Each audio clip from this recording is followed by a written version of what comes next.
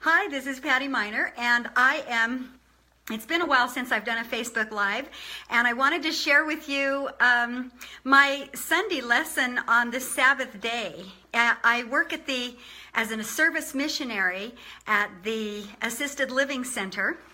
And so we have mostly 80-year-olds and 90-year-olds in our ward, in our church. And it's pretty fun because at first I started like, oh, isn't this sweet old people? And then I realized I was completely intimidated because some of them started an opera company. Another one was the music director in Hollywood. Another one was... every position in the church you can imagine, all leadership positions. These people have run the world, and they've won, and some of them ran multi-million-dollar businesses. Some of these people are amazing and intimidating. So as I've realized that, I've been very humbled and very thankful that I've been able to associate with them because I've learned a lot from them. Now, one thing, when you're working with the elderly, you always like to ask questions when they were young. So you can get full participation if you ask for something when they were young, elementary, high school, college, any of the younger years. It's their short-term memory from yesterday, last week. That's kind of not as sharp, but usually they are right on it when you ask them. So I started out by saying, what were some of the rules that you had at your family for Sunday? What could you not do? What could you do?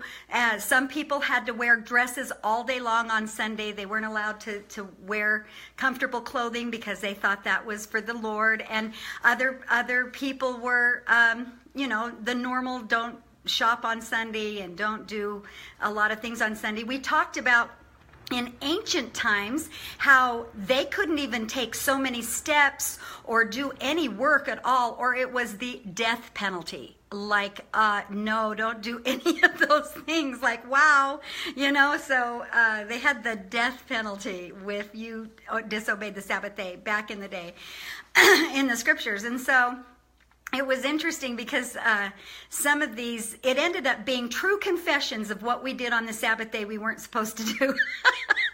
And some of these ladies and gentlemen, or the ladies, I was Relief Society lesson, it was really funny because one of them said, I love to sew. And my mother said that if I sewed on Sunday, I would have to pick it out with my nose in the next life. And so a couple of other people raised their hand and said, me too. My mom said the same thing. And then, one lady, okay, this was one of my favorite comments. She said, I skipped church one time on Sunday, and I walked down to the corner market because I wanted to buy some candy. And so she said, it started to rain. And then I got hit by a car. Needless to say, I never missed Sunday church again.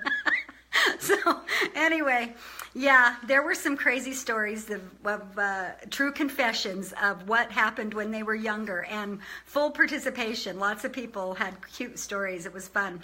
Then I said, okay, I have two mind-blowing things for you. Set the Twilight Zone music, do-do-do-do-do-do-do-do.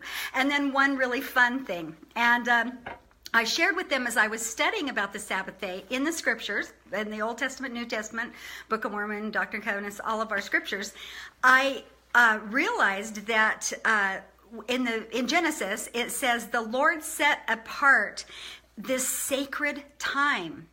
And I thought about that. I thought, wow, he built the entire world and the universe and everything, and he was in charge of time also. That time was something that he could set apart. So he set apart the seventh time period to be sacred. And I know we get set apart in our callings, we get set apart in our temple work, we get set apart a lot of times as a special person, as a special calling, as a special thing. But this was a special time, and that was really cool because if you think of it in lots of different areas, that can kind of blow your mind a little. And then there's also another thing that kind of blew my mind is they were talking in the scriptures about thou mayest more fully keep yourself unspotted before the world. There's an appointed a day for you. Let thy food be prepared with singleness of heart. Thy fasting be perfect. Thy joy be full. And inasmuch as ye do these things, the fullness of the earth is yours. Wow. Like I was thinking spiritually, emotionally, mentally, physically, psychologically, financially, every fullness of the earth, every fullness of yourself will be yours as you obey this Sabbath time. I thought, wow, that is absolutely amazing. The fullness of the earth is yours if you obey this commandment. And I thought that was pretty exciting because it's also the theme for our church, for the entire world, for this year, is keeping the Sabbath day holy. And it's interesting because what a perfect thing to prepare for the seventh time, or the millennium, the seventh period of time, and to acknowledge and realize the sacredness of the fullness of the earth is yours if you just obey this one commandment of this sacred time. Okay, now lightening it up a little bit, I found this was so funny because I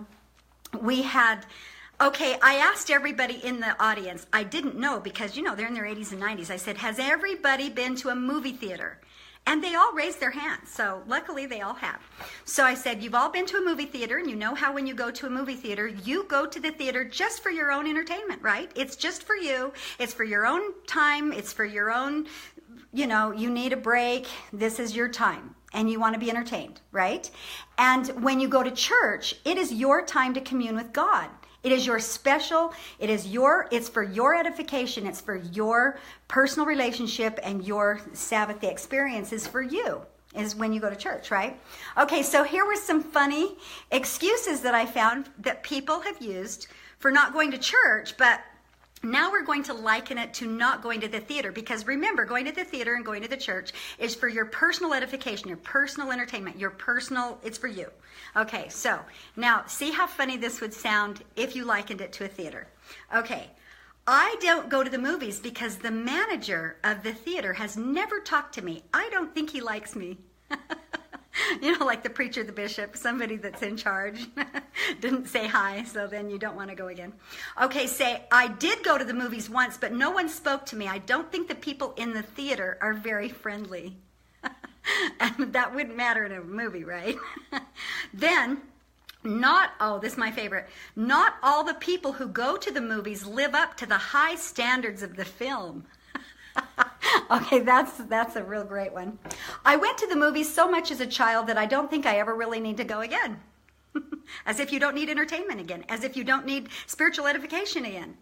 The movies are on the weekend. It's the only time I have to spend with my family and friends. So there are a lot of excuses that we use for not going to church, but when we use it towards not going to the theater, you realize how silly that is, because seriously, it's for your own personal edification. It's for your own worship.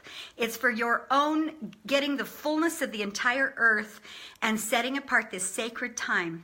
So I hope this gave you some value. I would love to hear any comments of any other great ideas you have about the Sabbath day, or any other wonderful talks or lessons that you've ever heard or given that you would love to share. I would love to hear. Thank you.